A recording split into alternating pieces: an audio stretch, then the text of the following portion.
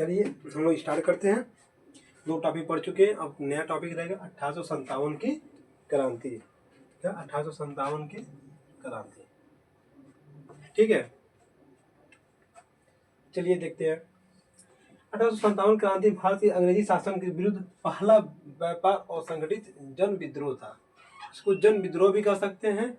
उसके बाद हम क्या कह सकते हैं कि बीडी सावरकर जो होते हैं वो कभी प्रथम स्वतंत्रता संग्राम करते हैं। एक क्रांति एक ऐसा क्रांति है जिसमें सामाजिक राजनीतिक आर्थिक और सांस्कृतिक और धार्मिक तौर पे था। एक क्रांति एक ऐसा क्रांति था जब देखेंगे इसमें जो किसान वर्ग भी भाग लेते हैं, जो राजा महाराजा होते हैं वो भी भाग लेते हैं, इसमें सब लोग भाग लेते हैं। क्योंकि तौर पे देखेंगे इनके, क्योंकि जो अंग्रेज होते हैं ना वो फूट डालो राज की नीति अपनाए थे। और देखेंगे जब यहाँ पर जो होते हैं सामाजिक क्या होता है इसमें देखेंगे आगे चलकर, जो ईस्ट इंडिया कंपनी जो होती है इनकी नीतियाँ क्या होती हैं। यहाँ पर अंग्रेजी शासन की नीति, यहाँ पर इनकी नीतियाँ क्या थी, राजनीतिक थी, आर्थिक थी और सामाजिक थी, और इनका नियंत्रण बढ़ता गया। आगे चल कर देखेंगे 1857 की क्रांति के कारण क्या क्या थे। पहले देखेंगे राजनीतिक कारण। बहुत महत्वपूर्ण प्रश्न यहाँ से बनते हैं आपके। राजनीतिक कारण थे डॉक्ट्रिन ऑफ लेस, हड़प नीति था इनका, जो किसने किया था, लॉर्ड डलहौजी ने। इसका क्या था, अगर किसी राज्य के अगर किसी उनके पुत्र नहीं हो तो उनको हड़प लिया, दत्तक पुत्र ना हो उनको हड़प लिया जाता था। उसमें किसको हड़पा गया था, झांसी थे, अवध थे, क्या बोलते हैं, झांसी, अवध, सतारा, इन लोगों सबको इन्होंने हड़प लिया था। कहीं ना कहीं ये भी लोग वहाँ से इनसे नाराज थे। यहाँ पर जो इनका राजनीतिक कारण था तो इनको बहुत ही नाराज थे। यही प्रश्न बनता है कि अवध का विलय कब किए गए थे, इन्होंने 1856 में कर दिया गया था उस टाइम। आगे चल के देखेंगे जो मुगल सम्राट होते हैं उनको भी बहुत, उसमें सम्राट उनको मानते नहीं थे, अंग्रेज बहुत ही वो तरीके से देखते थे। तो आगे चल के देखेंगे जो भारतीय राजाओं की सत्ता तो उनका समाप्त कर दिया गया। आर्थिक कारण क्या था, जो भारी लगान, रैयतवाड़ी, महालवाड़ी, अस्थायी बंदोबस्त, इन्होंने जबरदस्ती जो अंग्रेज थे किसानों पर थोप दिए गए थे। जो किसान वर्ग थे वो भी बहुत नाराज थे। और क्या कहते हैं, कारीगरों का विनाश। कारीगरों का विनाश कैसे हुआ, कुटीर उद्योग, जो उस टाइम देखेंगे अंग्रेज आर्थिक रूप से मजबूत हो गए थे, उनके पास मशीनें थी, अगर चीजें थी, तो जो कारीगर जो भारतीय हस्तशिल्प था उस पर बहुत बड़ा आघात पहुंचा, बहुत बड़ा नुकसान पहुंचा। तो कहीं ना कहीं वो लोग वर्ग थे, ये लोग उससे अंग्रेजों से संतुष्ट नहीं थे, बहुत दुखी थे। आगे चल के देखेंगे जो धन जो होता है यहाँ से लूट के कहाँ ले आते थे, ये सब ज्यादातर यहाँ पर भारत में कोई विस्तार नहीं करते थे, ज्यादातर कहाँ ले आते थे, वह इंग्लैंड की तरफ ले जाते थे। और आर्थिक रूप से जो किसान वर्ग थे वो तो आपको जबरदस्ती उनको करों को थोपा जाता था। इसी तरह देखते हैं अब सामाजिक और धार्मिक कारण।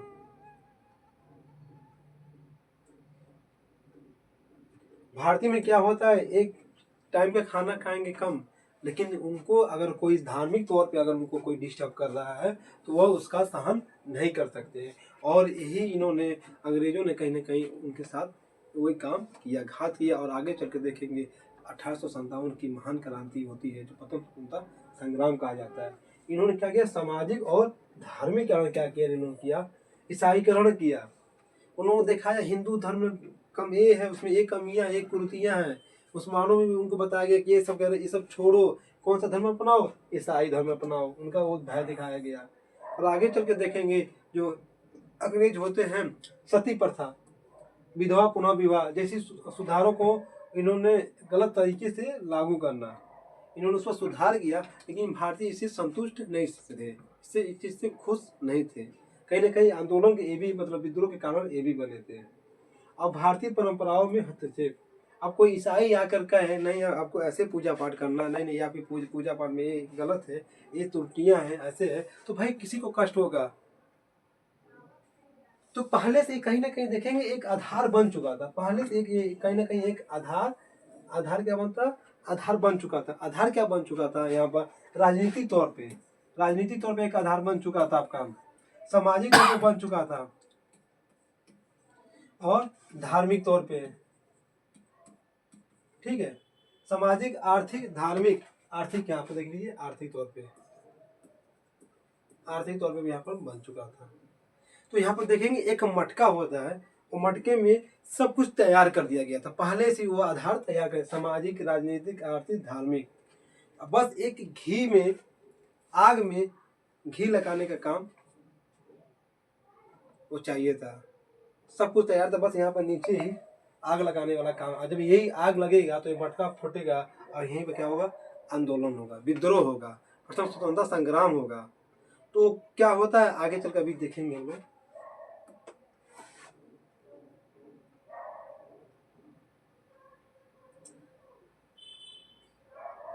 सैन्य कानून भी होते हैं इसमें।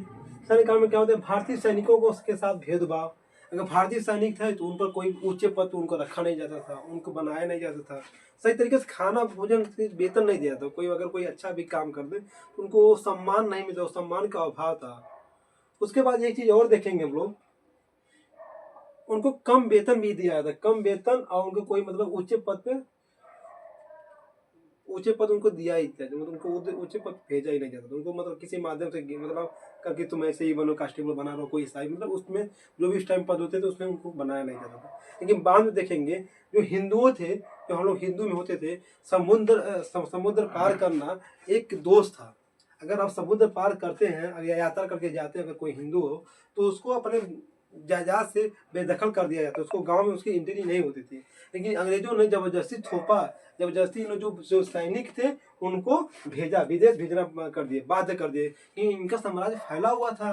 साम्राज्य फैला होने के कारण जो जो भारतीय जो थे सिपाही थे, उनको जबरदस्ती समुद्र यात्रा कर, अगर उस टाइम तो यही तो था ना, जहाज के माध्यम से इस देश उस देश उनको जाना था, और इस तरह समुद्र को लागना करते थे, और इस तरह उनको जो भारतीय हिंदू होते उसको दोष मानते थे। कहीं ना कहीं ये भी एक कारण था उस आंदोलन का, उस विद्रोह का। तत्कालिक कारण क्या था, बहुत महत्वपूर्ण यही होता है जो विद्रोह को बहुत बड़ा फैला देता है। तत्कालिक कारण क्या था, चर्बी लगे कारतूस। चर्बी लगे कारतूस ये क्या था, एनफील्ड एक राइफल थी, उसमें जो कारतूस भरा जाता था वो गाय और सुअर की जो चर्बी थे, जो कारतूस जो अंदर के थे वो नहीं, बारूद नहीं, उस पर जो लगाया हुआ जो था उसको काट के, दांत से काट कर उसके बंदों में डालकर उसके बाद तब उसको चलाना था। तो जो चर्बी वाला कारतूस था वो किसका बना हुआ था, तो गाय और सुअर की चर्बी का प्रयोग किया जाता है। अब इसका प्रयोग होने का दो कारण है, क्यों गाय और सुअर चर्बी का प्रयोग क्यों किया गया, ये भी प्रश्न बन सकता है। प्रश्न बनने का एक तरीके सोचने का तरीका देख लिया जाए, क्योंकि उस टाइम देखेंगे अंग्रेज पैसा बचाने के लिए कुछ भी कर सकते थे। अंग्रेज पैसा बचाने के लिए कुछ भी करने के लिए वो तैयार थे अंग्रेज। इसी के कारण देखेंगे तो इसमें गाय और सूअर, उसमें तो पैसे मतलब बहुत कम तरीके से, कम आय में, कम पैसे में उसमें तैयार हो जाते थे। लेकिन इसमें क्या था, गाय हिंदुओं के लिए वो था, देवी देवता भगवान थे हम लोग हैं, और सुअर क्या थे, इनका क्या मतलब सुअर, अगर सुअर का नाम सुन ले चाहे देख ले, चाहे वो तो जो मुस्लिम वर्ग है कहीं ना कहीं उनके लिए था धर्म नष्ट हो जाए। और उसमें जब देखेंगे जो सिपाही थे, जो अंग्रेजी सिपाही थे, उसमें कौन थे, हिंदू मुस्लिम दोनों थे। अब जब दोनों लोगों को पता चलता है कि इसमें गाय और सुअर की चर्बी बना रहता है, तो कहीं ना कहीं उनके अंदर एक का कि हमारा तो धर्म ही नष्ट कर दिया, और धर्म से बड़ा कुछ होता ही नहीं है। कहीं देखा ससुरा ये सब मारे, अंग्रेजों मारे हम लोग का, ये तरह से एक नहीं, हिंदुओं को नहीं, दोनों लोगों को धर्म में नष्ट कर दे रहे हैं। क्या कि गाय से हिंदुओं का हो जाएगा, सुअर कुछ मुसलमानों से हो जाएगा, धर्म नष्ट हो जाएगा। तो वहीं से कहीं ना क्रांति में जो होता है, आग में घी डालने का काम किया गया, और कहीं ना कहीं इसमें चिंगारी बुझी, और जो चिंगारी जला पूरी तरह से अंग्रेजों को हिला दिया, अंग्रेजों को पूरी तरह से झकझोर दिया। और उसमें जब देखेंगे इसमें कौन कौन पहले थे, तो ज्यादातर जो पंडित वर्ग थे, ब्राह्मण वर्ग थे क्षत्रिय वर्ग, ये लोग, और जो मुसलमान वर्ग थे वही लोग ज्यादातर उसमें क्या बोलते सिपाही बनते थे। और इनमें अगर आप जानते हैं, अगर गाय और सुअर का अगर पता भी चल जाए तो क्या हो जाएगा, पता चलने का वही एक क्रांति होता है 10 मई 1857 क्रांति। ये कहाँ से प्रारंभ होता है, मेरठ। इसके पहले हम लोग देखेंगे जो मंगल पांडे होते हैं, पहले ही इन्होंने वो कर दिया था, मंगल पांडे भी ने इन्होंने उसका विद्रोह कर दिया था। और उसमें 2 सीनियर अधिकारी जो होते हैं, लाल एक होते हैं, एक डेजी लाल होते हैं, उनको इन्होंने उससे गोली से मार दिया। उसके बाद इनको फांसी की सजा दे दी गई। लेकिन उसके उपरांत देखेंगे जब क्या होता है 10 मई 1897 में क्रांति प्रारंभ होता है। कब होता है? 1897 में क्रांति प्रारंभ होता है। जब एक क्रांति प्रारंभ होता है, उसके पहले प्रेरक तत्व कौन थे उसमें कि मतलब इनके मोटिवेशन कहाँ कहते हैं, जो मंगल पांडे होते हैं उनको जो फांसी दिया जाता है, कहीं ना कहीं अगर पहले तो फोन होता ही नहीं था ना कि तत्काल कुछ हो जाए घटना, ये फेसबुक व्हाट्सअप हो जाए कि स्टेटस लगा दिया यहाँ पर घटना हो गई, यहाँ पर हो गया, ये तो था धीरे धीरे फैलती थी ना चीजें। तो जब फैली, जब पता चला, इन्होंने मंगल पांडे को अपना हीरो माना, मंगल पांडे को अपना हीरो माना। और यहाँ पर एक अपना जो 1857 की क्रांति का पहचान क्या था, रोटी और कमल, रोटी और कमल इन्होंने अपना निशान बनाया। वो क्रांति का होता झंडा होता ना, तो रोटी और कमल अपना एक निशान बनाया। आगे चल के देखें, जब यहाँ से मेरठ से प्रारंभ होते हैं तो यहाँ पर अपना नेता किसे चुनते हैं, तो उस टाइम में कौन थे? मुगल सम्राट कौन थे? बहादुर शाह जफर। इन्होंने अपना इनको अपना क्या बोलते हैं, सम्राट घोषित करते हैं। और इनको भी एक मौका मिल गया हीरो बनने का उस टाइम, क्योंकि पूरे भारत में इनको हीरो बनने का मौका मिल गया, बन गया। इन्होंने प्रमुख तौर पे इनको अपना सम्राट घोषित किया जाता है। किनको? बहादुर शाह जफर को। कहाँ से? दिल्ली से। कभी कभी प्रश्न तो यही से बनते हैं, कौन कहाँ से नेतृत्व किया था, कौन कहाँ से नेतृत्व किया था 1857 क्रांति में, कौन कहाँ से कौन नेता बना था। ठीक है, तो दिल्ली से कौन नेतृत्व किया था? तो बहादुर शाह जफर किए थे। कानपुर से किसने किया था? तो नाना साहब किए थे। कौन किए थे? नाना साहब किए थे। झांसी से किसने किया था? तो रानी लक्ष्मीबाई किए थे। किसने किया था? रानी लक्ष्मीबाई। और अवध से किसने किया? तो बेगम हजरत महल। किसने किया था? बेगम हजरत महल।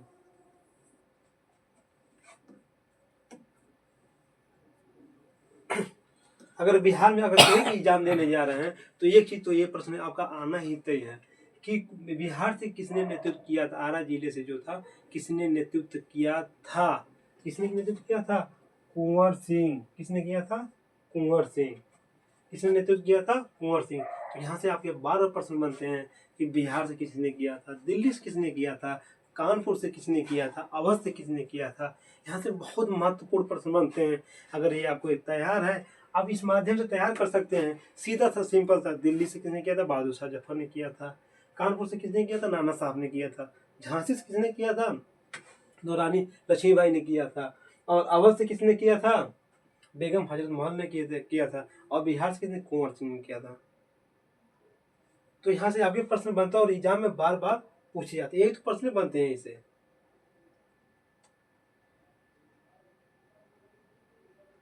इसका प्रसार देखेंगे कहाँ कहाँ तक हुआ। सैनिक विद्रोह कहाँ का हुआ? क्रांति के प्रसार क्षेत्र उत्तर भारत के प्रमुख मुख्य केंद्र थे। दिल्ली, कानपुर, लखनऊ, झांसी, ग्वालियर, आरा, यह सब प्रमुख केंद्र थे। क्रांति की असफलताओं के कारण क्या था? असफलता का कारण क्या था? तो उस टाइम देखेंगे ना, उसमें क्षेत्रवाद था, राष्ट्रवाद नहीं था। इस टाइम तो राष्ट्र, उस टाइम क्षेत्रवाद, वो अपने क्षेत्र के लिए लड़ते थे। अब देखेंगे अवध किसके लिए लड़ रहे थे? अपने क्षेत्र के लिए लड़ रहे थे। रानी लक्ष्मीबाई क्यों लड़ रही थी? उनका जो दत्तक पुत्र थे उनको अंग्रेजों ने आविष्कार मतलब अस्वीकार कर दिया था। जो ये लोग थे ना, जो नाना साहब थे, उनका पेंशन रोक दिया गया और उनको सब वो कर दिया गया। तो ये सब चीजें कहीं ना कहीं इनके अंदर क्षेत्रवाद था। अगर राष्ट्रवाद की भावना होती कहीं ना कहीं ये सफल होती, लेकिन कहीं ना कहीं कहेंगे कि इन्होंने एक आधार तय कर दिया कि अगर इस तरह संगठित तरीके से अगर एक साथ होके अगर लड़ा जाए तो कहीं ना आज़ादी मिल सकती है। और ये देखेंगे 1857 क्रांति के बाद 1947 में हम लोग सबकी लगभग 100 साल लगभग उसी उसके आसपास हम लोग वहाँ पर देश को आज़ादी मिल जाती है। यहाँ पर उनके सैनिक विद्रोह के प्रमुख क्या बोलते हैं, प्रसार क्षेत्र कौन कौन थे और क्यों ये हार जाते उनके बारे में देखते हैं हम लोग। इनके संगठित नेतृत्व का अभाव था कि उसमें देखेंगे जो मुगल सम्राट थे बहुत ही कमजोर और बहुत उम्रदार थे, बहुत ही कमजोर था। उसमें आर्थिक स्थिति सही नहीं थी, सबके कमजोर हो जाने के कारण कहीं ना कहीं वह एक नेतृत्व नहीं, सही तरीके से नेतृत्व नहीं कर पाए। दूसरा क्या हुआ? राष्ट्रीय भावनाओं की कमी।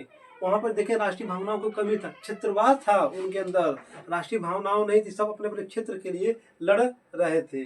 तीसरा क्या हुआ, सीमित भौगोलिक विस्तार, यहाँ पर सब लोग मिलजुल के भाग नहीं लिए, सिख वगैरह वगैरह भाग नहीं लिए, वो सब अपना अपना देखने लगे। इससे कहीं ना कहीं एक जातिवाद भावना भी कम था यहाँ पर, ये कहीं ना कहीं इसका कमजोर सिद्ध हुआ। इसका अंग्रेजों ने इसका भरपूर फायदा उठाया। और देखिए आंदोलिक हथियारों का अभाव, तो उसमें अंग्रेजों के पूरे अधिकारों क्या होते हैं, हथियारों से लैस थे ना। अब भारतीय के पास वही तेज तलवार हो, घोड़ा हो था, और जो सैनिक विद्रोह किए तो उनका हथियारों की भी कमी तो थी। ये हथियार लाते तो कहाँ लाते, अगर मुगल सम्राट अगर इनका सपोर्ट करते तो उसमें आर्थिक स्थिति बहुत कमजोर थी, खजाना खाली था। उत्तर मुगल काल देखते हैं आप, और ये तो लास्ट श्रम चल रहा है कि 1857 चल रहा है, इसमें तो और मुगल सम्राट जो तो पेंशन भोगे उस टाइम 1764 में पेंशन भोगे हुए लोग हो गए थे, अंग्रेजों द्वारा पेंशन दिए जाते थे।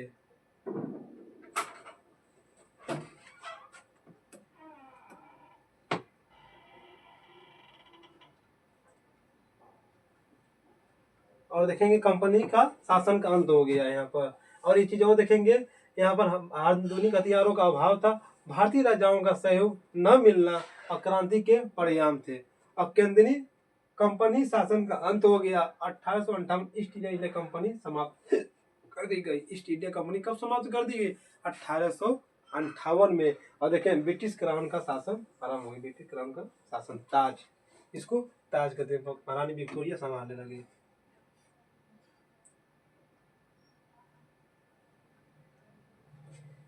देखेंगे भारत सीधे इंग्लैंड के महारानी के अधीन हो गया, ताज खात में चला गया। भारतीय सचिव के नियुक्त के secretary of state for India. उसके बाद देखेंगे सेना में सुधार, उनके क्या हुए, क्या किए गए, अंग्रेजों ने देखा कि अगर ऐसे ही भारतीय सैनिकों की सेना संख्या ज्यादा रहेगी तो कभी भी विद्रोह कर सकते, क्योंकि पहले उनका एक चीज तैयार हो गया था, कभी भी वो विद्रोह कर सकते थे। तो भारतीय सैनिकों की संख्या घटाई गई, उनकी भारतीय सैनिकों की संख्या घटाई गई। आगे चल के देखेंगे अंग्रेज सैनिक संख्या बढ़ाए गए, और ऐतिहासिक महत्व क्या हुआ, स्वतंत्रता आंदोलन की नींव पड़ी, राष्ट्रीय चेतना का विकास हुआ।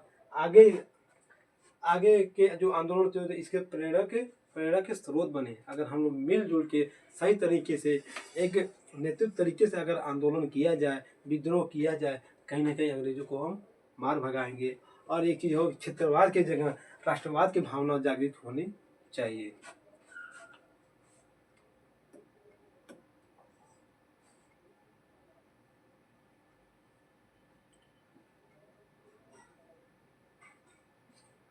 तो अभी हम लोगों ने 1757, 1764 और 1857 तीन टॉपिक पर हम लोगों ने बात किया, बहुत महत्वपूर्ण चर्चा की है। और यहाँ से आपके प्रश्न बनते हैं, और कहाँ से आंदोलन किया गया, कहाँ समाप्त किया गया, क्या क्या कमियां थी, इनके बारे में चर्चा किया है।